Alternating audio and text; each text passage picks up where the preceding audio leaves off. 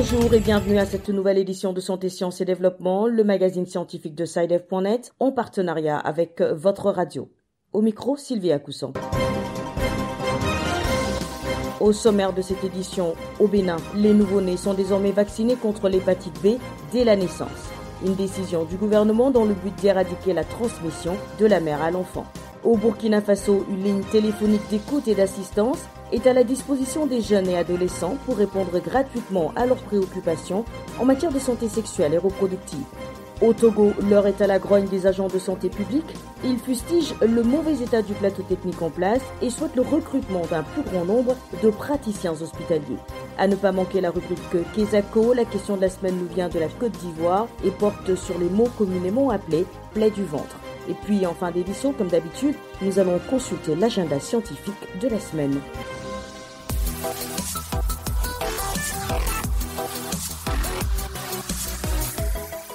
Au Bénin, les nouveau-nés sont désormais vaccinés contre l'hépatite B dès la naissance. C'est à la fin de la 6e semaine de naissance qu'ils reçoivent leur première dose de vaccin pentavalent. Une décision du gouvernement qui vise à éradiquer la transmission de la mère à l'enfant. La prévalence de l'hépatite B chez les femmes enceintes varie de 8 à 15% en Afrique, avec des chiffres plus élevés pour la région subsaharienne, dont le Bénin. À propos de la croisade contre cette pathologie qui cause plus de 20% de la mortalité périnatale dans le pays, nous retrouvons à Cotonou notre correspondant Virgile Aissou pour plus de précisions. Le vaccin contre l'hépatite B existe depuis l'an 2002 dans le programme élargi de vaccination au Bénin sous la forme d'une combinaison avec d'autres antigènes appelés le pentavalent. Mais cela ne semblait plus suffisant. Le docteur Olga Agboui-Winato est la directrice de l'Agence nationale des soins de santé primaire. Nous avons constaté que la transmission de la mère à l'enfant de ce virus se fait à environ 90% au cours de la naissance, à travers le sang ou d'autres liquides biologiques pouvant être infectés. Il a été fortement recommandé par l'OMS que cette introduction se fasse de façon universelle dans les pays pour éradiquer définitivement l'infection chez les enfants. Donc le Bénin s'est engagé, comme plusieurs autres pays, à introduire ce vaccin à la naissance. Ce vaccin protège davantage puisqu'il sera donné dans les salles d'accouchement dans les 24 heures après la naissance et permettra de diminuer le risque de contamination de la mère à l'enfant et également d'autres personnes qui pouvaient être des membres de la famille avant la 6e semaine de vie. La plus-value de cette disposition, c'est que l'enfant a désormais plus de chances de ne pas être infecté à la naissance et avant la 6e semaine où il recevra sa première dose de vaccin pentavalent. À ce propos, les autorités sanitaires du Bénin ont dû opérer un choix. Dr Olga Agboui-Winato. On ne peut pas s'amuser aujourd'hui à rechercher l'hépatite chez toutes les mamans. Alors si on décide de vacciner tous les enfants, on donne les mêmes chances à tous les enfants de ne pas être contaminés. Et c'est un signal fort, je le dis, parce que c'est un vaccin monodose, puisqu'il n'est pas composé de plusieurs doses. Il faut réunir plusieurs nouveau-nés avant de les vacciner. Et également, c'est un vaccin qui est acheté par le Bénin. Il n'est pas cofinancé par un partenaire. L'hépatite B, qui cause chaque année dans le monde le décès de plus de 600 000 personnes, constitue un véritable problème de santé publique, selon le représentant résident de l'UNICEF au Bénin, Claudes Kamenga. Il affirme lui aussi que l'introduction de ce vaccin à la naissance permettra de prévenir la transmission mère-enfant, tout comme la morbidité et la mortalité liées à l'infection. Virgile Aissou, Cotonou, pour Santé, Sciences et Développement. Au Burkina Faso, le 3005 est la nouvelle ligne d'écoute et d'assistance gratuite dédiée aux jeunes et aux adolescents. Cette ligne a été mise en place par le Fonds des Nations Unies pour la population en collaboration avec l'ONG Maristops International. Elle vise à répondre aux préoccupations des jeunes en matière de santé sexuelle et reproductive. Les détails avec Abdelaziz Nabaloum à Ouagadougou. L'accès à l'information et aux services de santé de la reproduction est un problème majeur pour la jeunesse. C'est pourquoi la ligne d'écoute et d'aide 3005 se veut un vecteur pour des informations de qualité et confidentielles pour les jeunes. Sylvain Richard, représentant de l'ONG Maristop au Burkina Faso. QG Jeunes, c'est un site avec également des contacts par WhatsApp et sur les réseaux sociaux. C'est également un centre d'appel qui peut répondre dans 5 langues, le français, le Dioula, le Moré, le Gourmand de Chéman et le Fulfulde, qui est accessible de n'importe où sur les territoires burkinabés, qui est un numéro gratuit sur lequel vous aurez l'ensemble des réponses à vos questions sur la sexualité, sur la contraception, sur les maladies sexuellement transmissibles. Et donc j'incite vraiment les jeunes du Burkina à appeler le 3005. Au bout du 3005, des téléconseillers sont toujours à l'écoute des jeunes en quête de conseils et d'assistance. Viviane Béné, téléconseillère. Nous sommes conscientes en fait que les jeunes qui nous appellent ont généralement besoin d'oreilles attentives. Ils ont besoin de personnes qui les comprennent, qui peuvent les guider, qui peuvent, les accompagner. Sur le 3005, ils auront cette écoute-là, ils auront cet accompagnement. Selon le rapport 2019 de l'Institut national de la statistique et de la démographie, 7,7% de jeunes filles ont eu leur premier rapport sexuel avant l'âge de 15 ans. Et 21,4% des décès maternels sont enregistrés dans la tranche d'âge de 15 à 19 ans. Pour le représentant résident du Fonds des Nations Unies pour la population, Auguste Pogno, avec le 3005, le plus important est de permettre aux jeunes de se protéger et de prendre des décisions éclairées sur leur vie sexuelle. Zéro besoin non satisfait en matière de planification familiale, zéro décès maternel évitable et zéro pratique néfaste faite à la jante féminine. Abdel Aziz Nabaloum, Ouagadougou, pour Santé, Sciences et Développement. Au Togo, les agents de santé publique sont mécontents. Ils dénoncent un plateau technique défectueux et demandent le recrutement de plus de 2000 nouveaux praticiens hospitaliers d'ici la fin de l'année. Le ministre en charge de la Santé est interpellé, notamment sur l'absence de scanners dans les centres de santé publique. Le reportage à Lomé d'Antoine Afanou.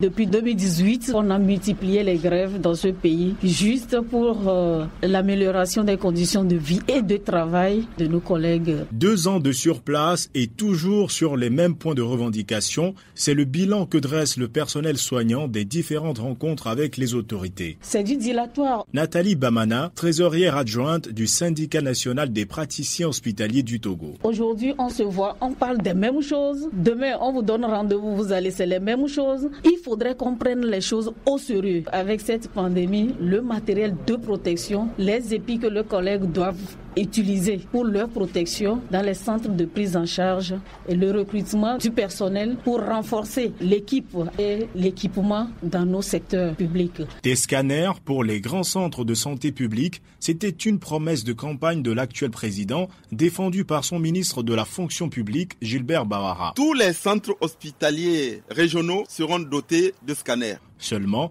le coronavirus s'est invité dans le pays 2 semaines après l'élection et aucun de ces appareils n'a pu être installé. Pour le docteur Gilbert Tcholenyanou, secrétaire général du Synfot, il faut éviter le piège qui consisterait à limiter l'équipement des hôpitaux au matériel de lutte contre le coronavirus. Si on commet l'erreur de penser qu'il faut se limiter uniquement aux masques et qu'il faut attendre que la période de Covid-19 passe avant de penser à équiper nos hôpitaux, on se trompe largement. Et pour nous, il faut faire en sorte que nous puissions trouver une synergie d'action à la fois en luttant contre la Covid et aussi en allant à l'équipement des hôpitaux. L'urgence du coronavirus, maintenant sous contrôle, doit laisser place à la mise en œuvre de solutions durables, estiment les agents de santé. Antoine Afanou à Lomé pour Santé, Sciences et Développement.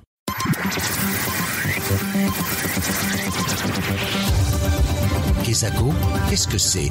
Vos questions à la rédaction, les réponses de nos experts. Pour la question de la semaine, nous allons en Côte d'Ivoire avec une auditrice préoccupée par les mots communément appelés plaies du ventre. Nous l'écoutons. Bonjour, Saïdef.net. Je suis Géraldine Irielou. Je suis à Abidjan. Il est de coutume d'entendre dire j'ai des plaies de ventre. Est-ce la bonne expression médicale et comment peut-on se prémunir de ce mal? Merci. Cap sur Abidjan où nous attend notre correspondant Isiaka Nguessan. Bonjour Isiaka. Bonjour Sylvie. Alors pour répondre à la préoccupation de l'auditeur, vous avez enquêté.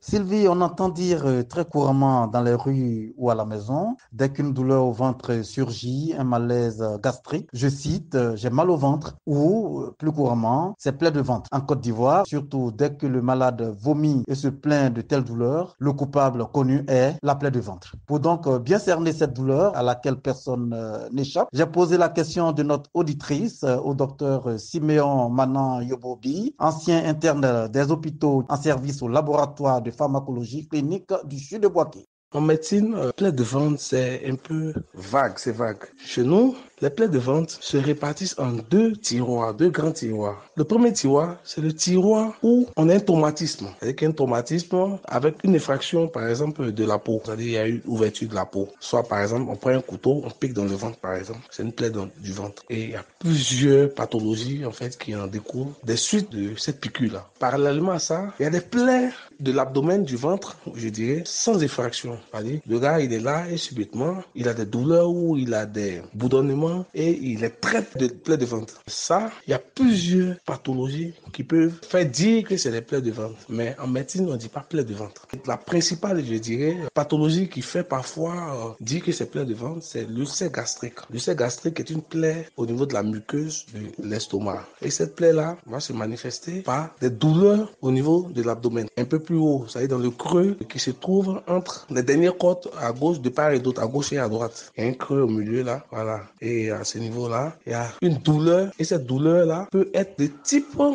de crampe. Ça donne l'impression qu'il y a des crampes à ce niveau-là. Ou comme si tu avais si faim. Et il faut dire que cette douleur-là, très souvent, elle est calmée par l'alimentation, généralement le lait, ou bien des médicaments anti-acides. Parce que c'est l'acidité-là qui sera à l'origine de cette douleur. Donc, si on a des médicaments qui sont anti-acides ou des médicaments qui sont alcalins, ils pourraient donc tamponner la muqueuse et donc faire régresser cette douleur-là. Et cette douleur-là, il faut dire qu'elle est fixe. Elle est au niveau de ce creux de l'épigastre là. Voilà. Elle ne va pas ailleurs. Donc c'est la principale, je dirais, pathologie que les gens attribuent à ce thème de plaie de ventre. Mais à côté de cela, il y a certaines pathologies telles que les colopathies, qui est la seconde pathologie qui est fréquemment attribuée au thème plaie de ventre. Et celle-là, c'est des troubles en fait du fonctionnement du côlon. Le côlon, c'est le gros intestin. Souvent, il y a des troubles de fonctionnement. C'est-à-dire que sur le plan anatomique, ce gros intestin-là n'a pas de problème. Mais sur le plan fonctionnel, il fonctionne mal. Et cela peut se traduire généralement par des ballonnements de ventre, ou soit la diarrhée, ou la douleur de ventre, ou bien des constipations. Ces malaises-là, généralement, évoluent depuis un certain moment. Donc,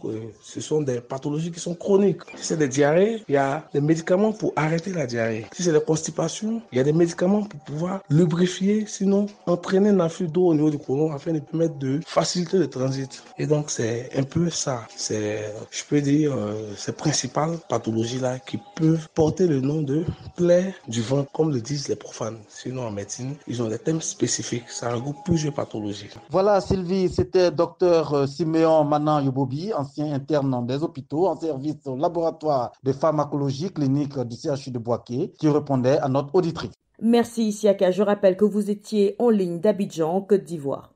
Si vous aussi souhaitez nous adresser une question, une seule chose à faire, appelez, écrivez ou laissez un message vocal au numéro WhatsApp suivant, le +221 78 476 87 80. Je répète, le +221 78 476 87 80. Vous pouvez également nous envoyer votre question par email. L'adresse email c'est celle-ci, podcast@sidev.net. Podcast s'écrit P-O-D-C-A-S-T et Sidev s'écrit S-C-I-D-E-V. Je répète, podcast@sidev.net. Vos questions et commentaires sont attendus à ces différentes adresses à tout moment de la journée. L'agenda. Place maintenant à l'agenda scientifique de la semaine avec Bilal Taïrou. Bonjour Bilal. Bonjour Sylvie, bonjour chers auditeurs. Alors nous sommes impatients de prendre connaissance des événements que vous avez retenus pour nous cette semaine. 3 intéressants événements à marquer à l'agenda cette fois-ci, à commencer par la 4e conférence africaine des journalistes scientifiques qui est prévue du 17 au 20 novembre 2020. L'événement sera virtuel et il est organisé par The MESHA, à savoir The Media for Environment, Science, Health and Agriculture. Pour s'inscrire et participer à cette conférence, ça se passe sur le www.meshascience.org. MESHA Science s'appelle MESHASCIENCE.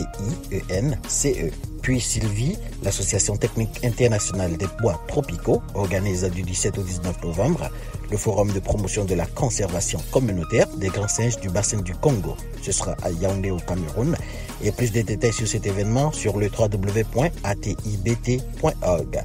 Et enfin Sylvie, le 24 novembre, le Programme international de développement de la communication, le PIDC, un programme de l'UNESCO, célébrera son 40e anniversaire. Ça se passera au siège de l'UNESCO à partir de 17h30, heure de Paris.